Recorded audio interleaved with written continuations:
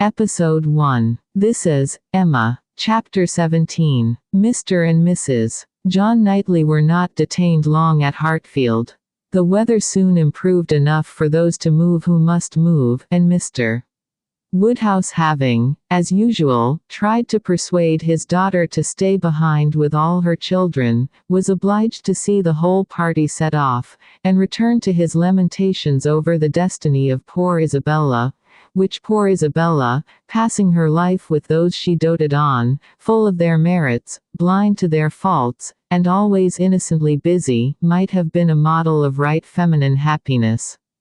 The evening of the very day on which they went brought a note from Mr.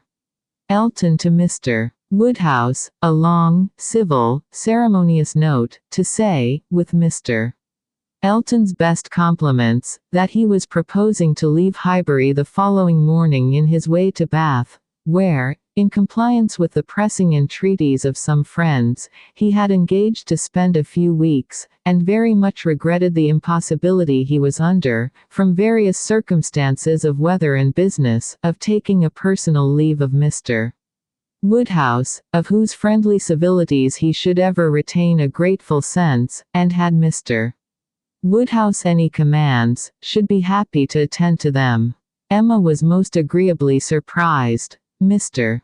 Elton's absence just at this time was the very thing to be desired.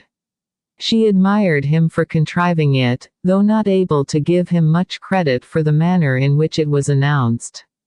Resentment could not have been more plainly spoken than in a civility to her father, from which she was so pointedly excluded. She had not even a share in his opening compliments.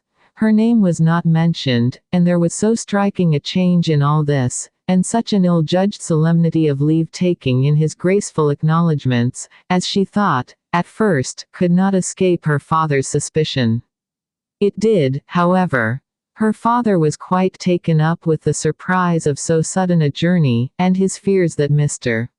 Elton might never get safely to the end of it, and saw nothing extraordinary in his language.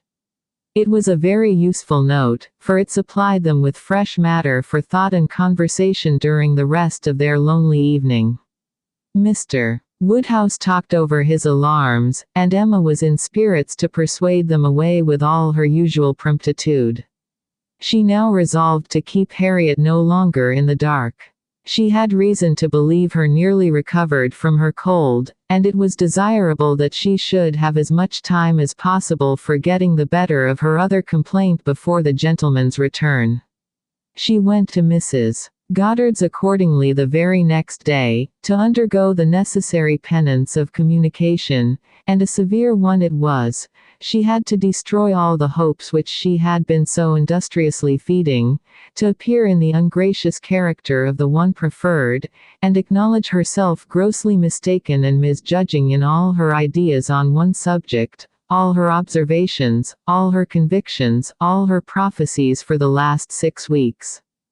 The confession completely renewed her first shame, and the sight of Harriet's tears made her think that she should never be in charity with herself again.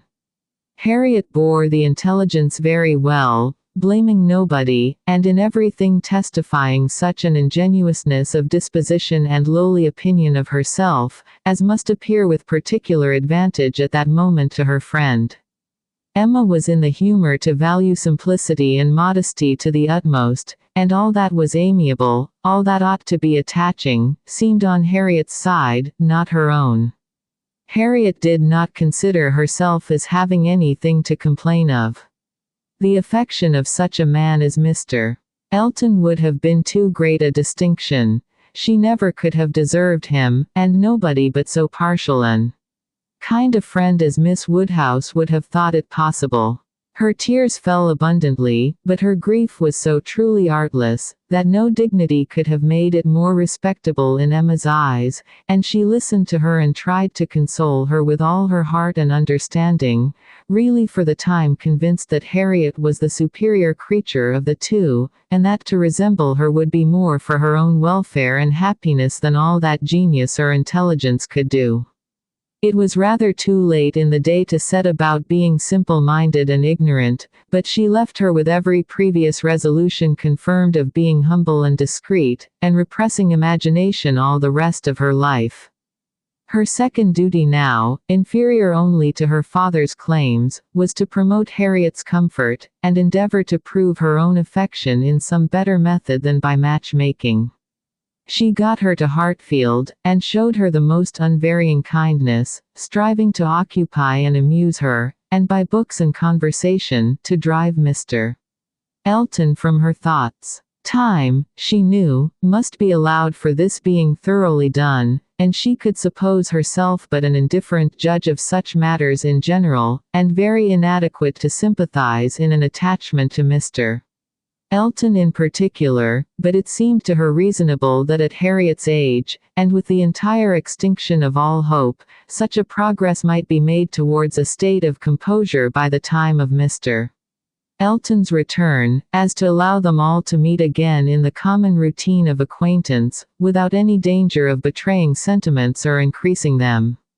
Harriet did think him all perfection, and maintained the non-existence of any body equal to him in person or goodness, and did, in truth, prove herself more resolutely in love than Emma had foreseen, but yet it appeared to her so natural, so inevitable to strive against an inclination of that sort unrequited, that she could not comprehend its continuing very long in equal force. If Mr. Elton, on his return, made his own indifference as evident and indubitable as she could not doubt he would anxiously do, she could not imagine Harriet's persisting to place her happiness in the sight or the recollection of him.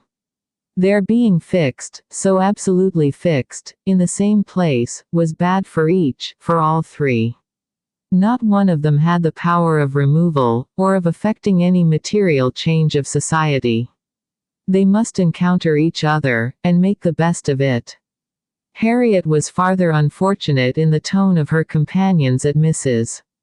Goddard's, Mr. Elton being the adoration of all the teachers and great girls in the school, and it must be at Hartfield only that she could have any chance of hearing him spoken of with cooling moderation or repellent truth.